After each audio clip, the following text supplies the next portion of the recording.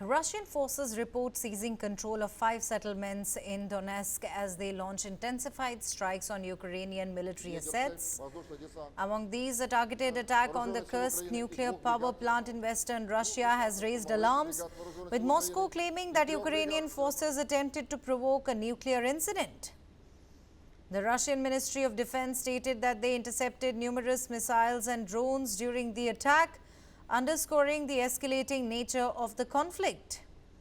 In response to the threat, Russian authorities have initiated a large-scale evacuation, relocating over 150,000 civilians from the Kursk and Belgorod regions to safer areas. A local resident who once taught at a school describes the devastation in his village. Here's what he had to say about the situation on ground.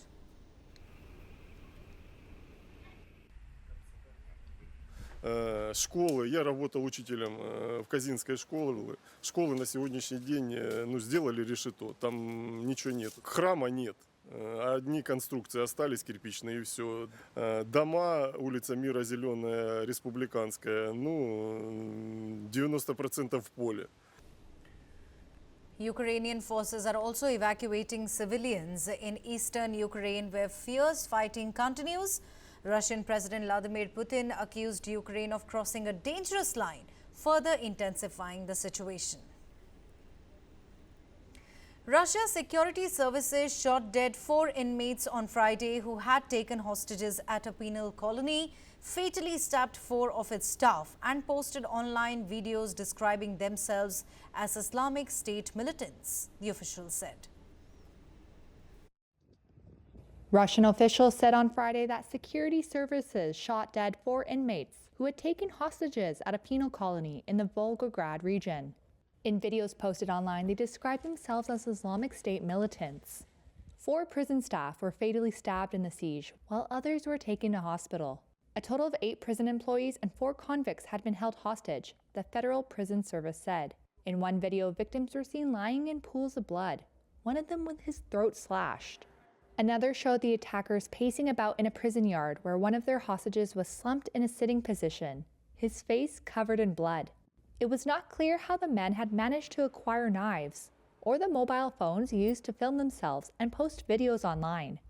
Russia has seen a recent upsurge in Islamist militant attacks that is raising questions about security. In June, 6 inmates who had taken hostages during an Islamic State-linked prison uprising in the Rostov region were shot dead. And in March, Islamic State claimed responsibility for an attack in which gunmen raided the Crocus City concert hall near Moscow, killing more than 140 people. My colleague Vipin Chaube, who's in Ukraine, gets us the latest from Freedom Square on Independence Day of Ukraine. Take a look. 24 अगस्त को जब Ukraine अपनी आजादी की 34वीं सालगिरह मना रहा है, ऐसे में जिस युद्ध की विभीषिका को यूक्रेन झेल रहा है, उसके बाद उसके सैनिकों की याद में फ्रीडम स्क्वायर पर इस तरह के झंडे लगाए गए हैं। और आज की सुबह देखिए कैसे शहीद सैनिकों को श्रद्धांजलि देने के लिए लोग आए हुए हैं और उनके चेहरों पर साफ तौर पर दुख और निराशा देखी जा रही है। यहाँ पर लोग रोते हुए उनको सैल्यूट कर रहे हैं, उनकी शहादत को नमन कर रहे हैं। और ये वो शहीद सैनिकों के परिवार के लोग हैं जो इस वक्त आ रहे हैं और रोते हुए नजर आ रहे हैं। एक बार जरा सामने आइए, ये सामने से हम एक बार तस्वीरों को दिखाने की कोशिश कर रहे हैं। ये संभवतः उनकी फैमिलीज के लोग हैं। आज सुबह सुबह फूल अर्पित करने आए हैं, नया झंडा लेकर आए हैं और इनके चेहरे पर देखिए वो निराशा, वो भाव, वो दुख जो इस शहादत के बाद पनपती है इस देश के लोगों में। और यही इस देश के लोगों की ताकत है। कैसे लोग यहाँ पर अपने शहीद सैनिकों को नमन करने के लिए आए हैं और रो रहे हैं, बिलग रहे हैं। एक बार बात भी करने की कोशिश करते हैं। Can I talk to you? Excuse me ma'am, what is your name? You're crying. It's a painful moment for you. Mama. Yeah, mama. Oh. Mother. Your son? Sin. Me sin. क्या जरा वीरेंद्र आगे आइए और ये देखिए ये इनके बेटे हैं जो इस युद्ध में शहीद हो गए थे और अपने बेटे को श्रद्धांजलि देने के लिए आई हैं। इंग्लिश यूक्रेनियंस को आमतौर पर नहीं आती है, लेकिन फूल लेकर आई हैं, बेटे की शहादत को नमन करने के लिए आई हैं और माँ का कलेजा है इसलिए माँ रो रही है।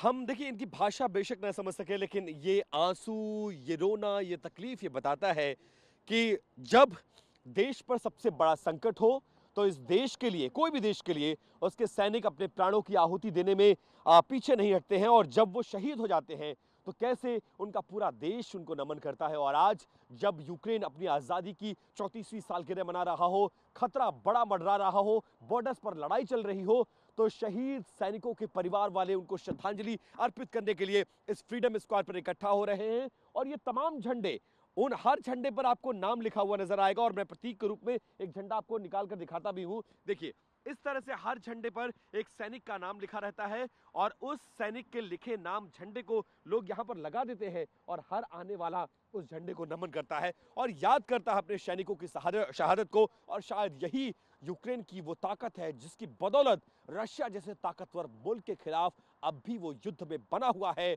और लड़ाई को लड़ रहा है।